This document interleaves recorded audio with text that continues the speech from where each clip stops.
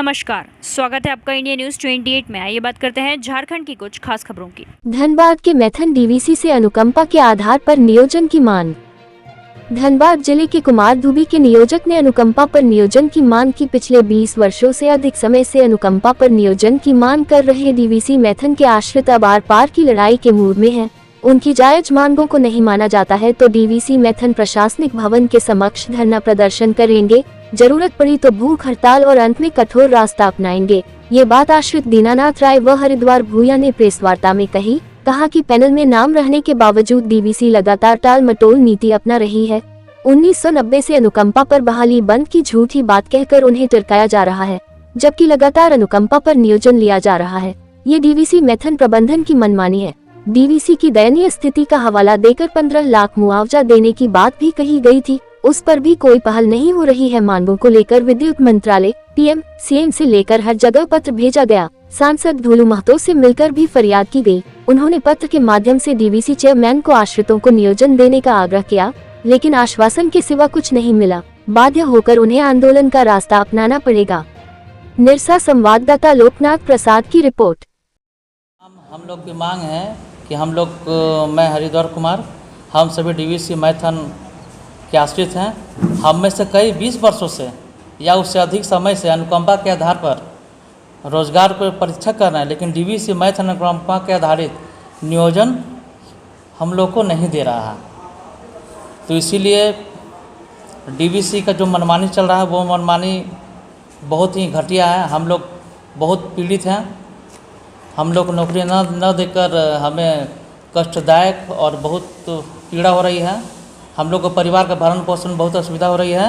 मैं डीवीसी मैथन में मृत कर्मियों के आश्रितों से अन्याय 20 वर्षों से अनुकंपा आधारित नियोजन जो केस लंबित है, हम सभी डीवीसी मैथन के मृत कर्मियों के आश्रित 20 वर्षों से अधिक से अनुकंपा आधारित नियोजन की परीक्षा कर रहे हैं, लेकिन अब तक न्याय नहीं मिला है। डीवीसी मैथन में सैकड़ों संचिकाएँ लंबित हैं। मृत कर्मियों के आश्रित को नौकरी न देकर डीवीसी प्रशासन हमें 15 लाख रुपए मुआवजे की बात कह रही है, लेकिन यह अमानवीय कदम है, क्योंकि आश्रित परिवारों को उनका नौकरी और हक चाहिए, पैसा नहीं। जब आरटीआई जन सूचना अधिकार अधिनियम 2005 के तहत जानकारी मैंने प्राप्त की, डीवीसी मैथन अधिकारियों से लिखित सूचित दिया गया कि 1991 से अनुकंपा आधारित नियोजन बंद कर दिया गया है। यानी डीवीसी का कहना है कि 1991 से ही डीवीसी के पैनल के आधार पर नौकरी बंद हो चुका है। तो जब 1991 से बंद हो चुका है तो मैंने फिर कोलकाता मुख्यालय में आरटीआई के द्वारा मैंने पत्र लिखकर मैंने विभागीय द्वारा जवाब मांगा। तो उसने 16 फरवरी 1993 को जयंत कुमार गांगुली पिता स्वर्गीय निर्मल गांगुली और 26 मई 1994 को अशोक बावरी पिता स्वर्गीय सरदी और 28 फरवरी 1997 को जगन्नाथ महतो पिता स्वर्गीय छोपू।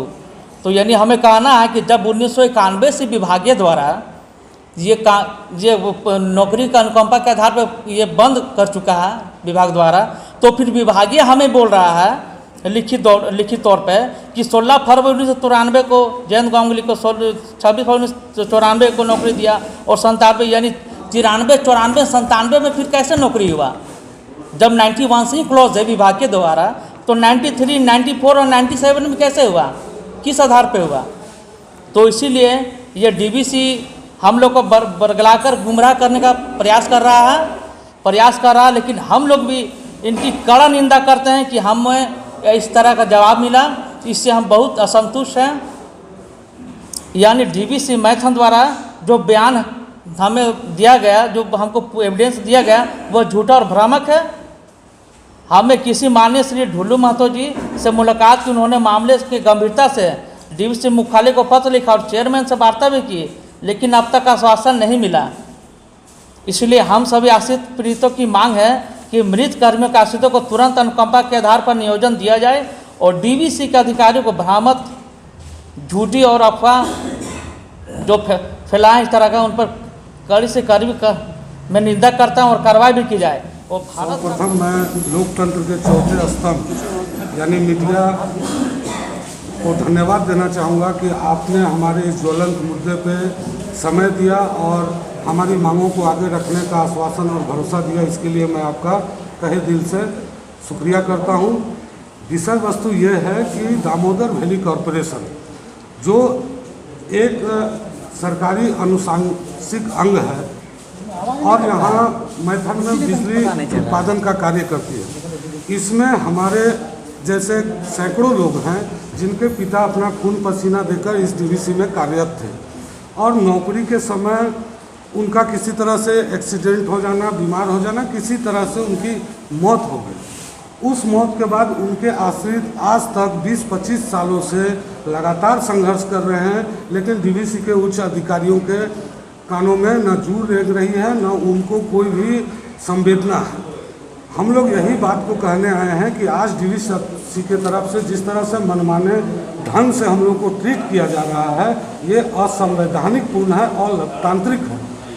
मैं आपको कुछ तथ्यों के साथ दिखाना चाहूँगा कि देखिए, मेरे पिता की मृत्यु 2/6/1999 को हुई। हमने डीवीसी को कई बार पत्र लिखा, माननीय प्रधानमंत्री जी को एक पत्र लिखा जिसका प्रतिलिपि में मैंने ऊर्जा मंत्रालय, मुख्यमंत्री झारखंड, राजधानी अध्यक्ष कोलकाता, परियोजना प्रमुख डीवीसी, सांसद महोदय, धनबाद उपायुक्त महोदय, सभी को पत्र दिया गया। इस पत्र का जवाब हैरत अंगेज है। अगर आप लोग देखेंगे तो आप लोग भी समझेंगे। जब इस पत्र का पहला बार में जवाब नहीं आया तो हमने पुनः स्मरण पत्र लिखा और पुनः स्मरण पत्र में आप देख सकते हैं कि कितने लोगों को मैंने दिया। अगर थोड़ा सा समय देंगे तो मैं आपको बता सकता हूँ। पुनः स्मरण पत्र में मैंने ऊर्जा मंत्रालय, दिल्ली, गृह मंत्री भारत सरकार, राज्यपाल महोदय झारखंड रांची, राज्यपाल महोदय कोलकाता बंगाल, मुख्यमंत्री झारखंड, मुख्यमंत्री बंगाल, इस तरह करके मैंने 23-24 सभी को दिया, सभी 6 विधानसभा के विधायकों को दिया, सांसद को दिया। इसके बाद मुझे पत्र का जवाब उस समय तत्कालीन हमारे निरसा के विधायक श्री अरूप चटर्जी जी थे, उन्होंने हमारे पत्र का जवाब दिया और डीवीसी को भी पत्र लिखा कि आप इनका नियोजन अथवा जो भी इनका मांग है उसको जायज़पूर्ण तरीके से देने का कष्ट करें। उसके बाद हमारे एक झरिया के विधायक हैं माननीय संजीव सिंह, उस समय झरिया विधायक थे, उन्होंने भी हमारे लिए डीवीसी को